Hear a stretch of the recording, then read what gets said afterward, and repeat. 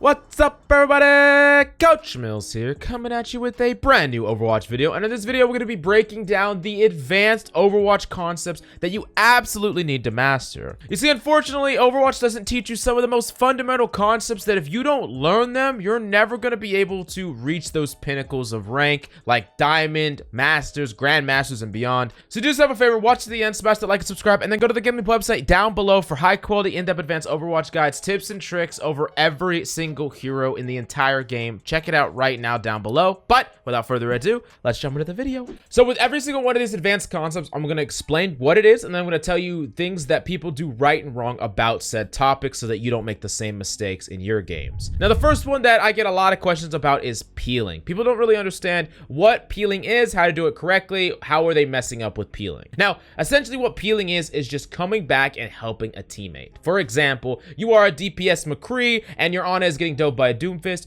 You are peeling by going away from the front line, going back to your Ana, stunning the Doomfist, and either killing him or getting him the hell away from your Ana. That would be a form of peel. Now, peel can be done from a lot of different roles. You can peel as a support, which is just healing a target on your team that is about to die in a 1v1 or being doped by the enemy. You could also be peeling as a tank, coming back to your team and helping them out as like a Roadhog, or a Diva can DM and help. That's how she could peel. This is essentially just looking out for your team and making sure that they don't die, or giving them the resources they need in order to win a 1v1 or survive an engagement by the enemy. Now, the first big problem with peeling is not putting yourself in a position where you can peel at all in the first place. A perfect example of this would be going back to that Ana McCree scenario where the Doomfist is constantly diving your Ana. If you're a McCree that knows that this could happen because the enemy has a Doomfist and it has happened, you should be positioning in a way where at a moment's notice you can transition from the front line to your Ana to help her out. But if you're on an off angle or you're freaking flanking as McCree, sure, you might pop off and get a kill, but your Ana's a sitting duck to that Doomfist. It's really important for you to position in a way where you can peel at a moment's notice and constantly being ready to peel instantly, because the opportunity time, or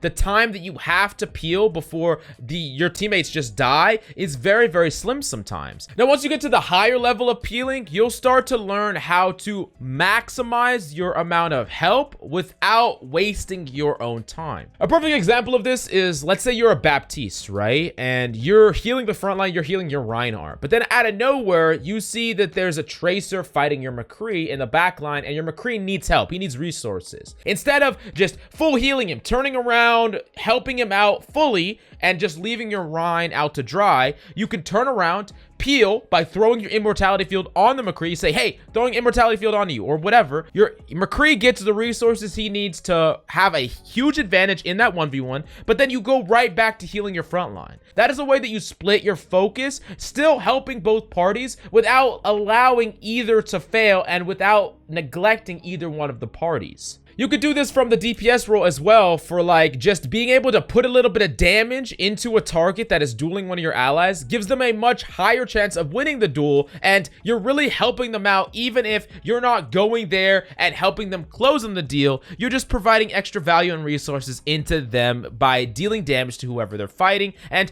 this could be used in a lot of different ways, like just throwing out a bubble on Zarya or whatever the case may be, and really learning how to master being able to help peel but actually take away as little as possible from your regular play style. That is the best thing that you could possibly be doing. Now, moving on to the next advanced topic that we got to talk about is kiting. Now, kiting's kind of similar to peeling a little bit, but not quite the same. So basically what kiting is backing up and delaying a fight. So a perfect example of this is, let's say the enemy is freaking like blading, right? But they have a long distance to go. Kiting would be like if your Lucio speeds your whole team out. You're not taking the fight yet. You're actually purposely backing away from the fight. Yeah, you give up space, but you're still alive. You don't have to get wiped and go back to spawn. Kiting's an amazing thing to do when maybe you're down numbers and you're waiting for people to respawn. An amazing example of this is like on King's Row. Let's say you're playing King's Row, you're on defense, it's Rein v Rein, Rein Zarya, and both teams are going at it, but you lose like a support. Now, you could fight that 5v6 and try to turn it, but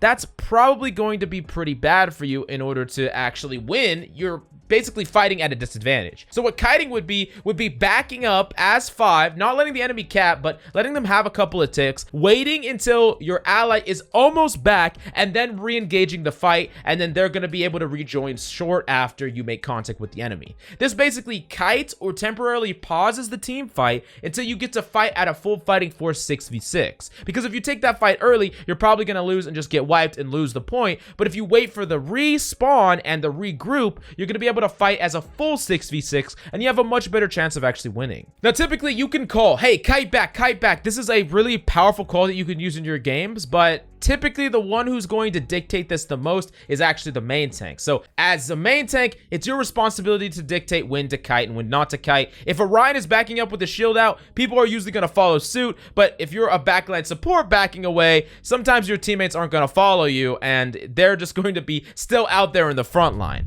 Now, moving on to the third advanced Overwatch concepts that you really need to understand, and it's sandbagging. Now, this is a pretty difficult concept to just do in solo queue, but if you duo or trio, I think this is definitely feasible. Essentially, sandbagging is purposely withholding different abilities or ultimates in order to allow the enemy to overextend into you or to be able to use them later on for some specific value. A great example of this would be like a dry push, where you and your team go in up against an enemy that has a ton of ultimates. Now, you're still trying to win the fight, you're still going to do damage, all that stuff, but you essentially want to force the enemy into using their ultimates while you are not planning to use yours. Maybe they have grab dragon, nano blade, whatever the case may be, and y'all might have trance, y'all might have a grab dragon of your own or some other crazy ultimate, but you don't use any of them. You allow the enemy to wipe you and waste all these ultimates, so the next time y'all go in, y'all have 3 ultimates and the enemies have none, and you can close it out and they don't have any ultimates to counter ult you. Sandbagging can also be done on a micro level with like individual abilities. For example, sandbagging something like sleep dart, waiting until later on to use it, because you got to understand that sometimes if you waste a sleep, that's like the go ahead from the enemy. They're like, oh, Ana doesn't have sleep, let's go all in at her. But until you use that, they're going to be playing kind of, they're going to poke you down a little bit, but they're not going to all in you. And you could sandbag to not only prevent them from engaging on you, but have it towards later on to counter things. You could even counter things like Blade or counter of Doomfist freaking rolling out on top of you, different things like that. So that's a perfect example of sandbagging. And all in all, this is a very important concept for you to understand at the very least. Now, moving on to the next big Overwatch advanced concept that you need to understand, and it's baiting. Now, there are 2 types of baiting people talk about in games. The first one is baiting your allies, which means your ally is going in or you're letting them lead the way and then you're not helping them out. That's kind of baiting, where you kind of pretend to go in with them or you're acting like you're going to go in with them, but you don't actually do anything until they're already feeding in, and then you maybe get a kill after the fact. That's not the type of baiting I'm talking about. The type of baiting I'm talking about is baiting the enemy, and this is like baiting the enemy in. Now, this could be a combination of sandbagging plus kind of showing a fake weakness towards the enemy. A perfect example of this would be playing semi-isolated, or you look like you're isolated, but you actually have someone hiding behind LOS. Like, imagine an Ana standing like right in like an opening. There's like a corner, but you just only see the Ana. But the second the enemy jump on her, right around the corner is a Roadhog purposely baiting and looking to turn the table. So imagine a monkey jumps at the Ana. Not only does he get slept, but he gets hooked by the Roadhog, naded, and then he's just freaking dead. And it's a great way to really punish the enemies for only looking at what they see, not thinking about what possibly could be, and just going in automatically. Like, they see an isolated target, they're just like, oh, I'm gonna jump in. But the first time you do this, the first time you hide information from the enemy on purpose and punish them because of it, now they'll be cautious little bitches for the rest of the game. They're not gonna just blind jump on you. They're gonna make sure they know where the Roadhog is and know where the McCree is. And sometimes they're not even gonna jump even if they see an opportunity, because they're scared that you're still intentionally baiting them, and that can make it so they're leaving value on the table when you actually have a weakness, but they don't know for sure if it's a fake or real one. And this is definitely a concept that I think you can utilize best in like duo queue, but it's really important for you to understand, and it's important for you to know to play around it just in case enemies are using it against you. Then we're going to the next Overwatch advanced concept that you absolutely need to understand, and it's snowballing. Now, typically snowballing happens because enemies make a big mistake, and the thing is, enemies are making this mistake across every single rank. It's just people are not actually actually punishing it.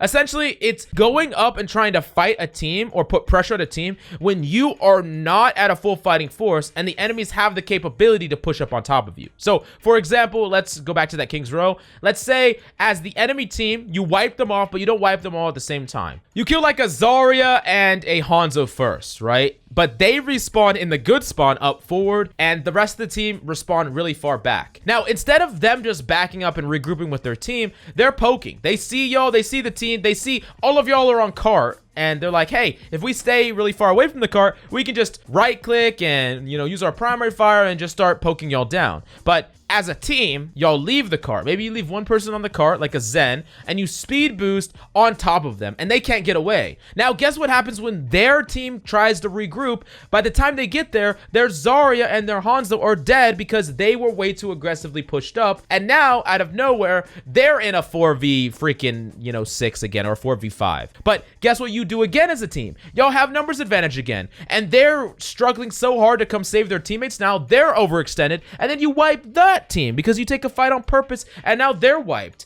And now the enemy team just lost 2 fights in a row, and you get the second point for free because they didn't understand the fundamental concept of fully regrouping. But most of the time enemies are making this mistake, but no one is punishing them for it. So it's just a really important concept for you to know, call, try to dictate, especially if you're a character like a Lucio or like a main tank that can decide these types of things. But it's really important for you to also know so that you don't get snowballed in your games. Then we're going to the last advanced concept for Overwatch, and it's punishing. And this is actually a pretty simple concept at first, but it has a lot of layers to it that you need to know. So essentially, everything that Overwatch is about is all about what things you can get away with and what things you get punished for, and vice versa. What things you punish enemies for and what things you allow them to get away with. Sometimes enemies will be playing in a way that against a different opponent, they would just feed over and over again. But if you cannot punish them for the same set of actions, then they are all of a sudden carrying. Imagine a Genji that just gets to psycho go in, go flank, dash through, dash,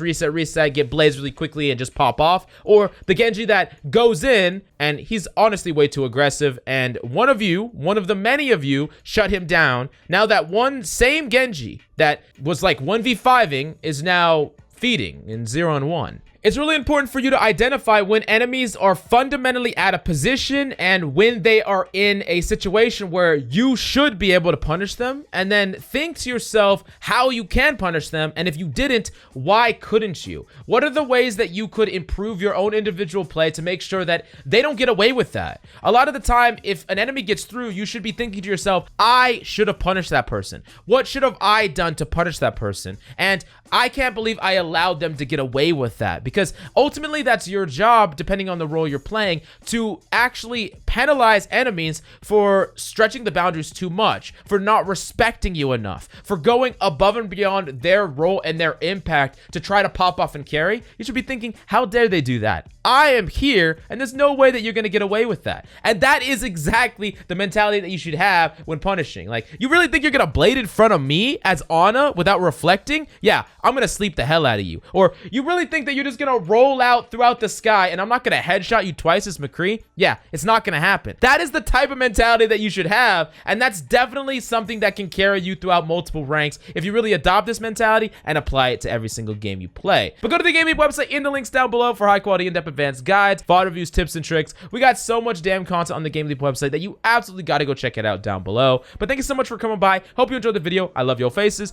and I'll see you next time.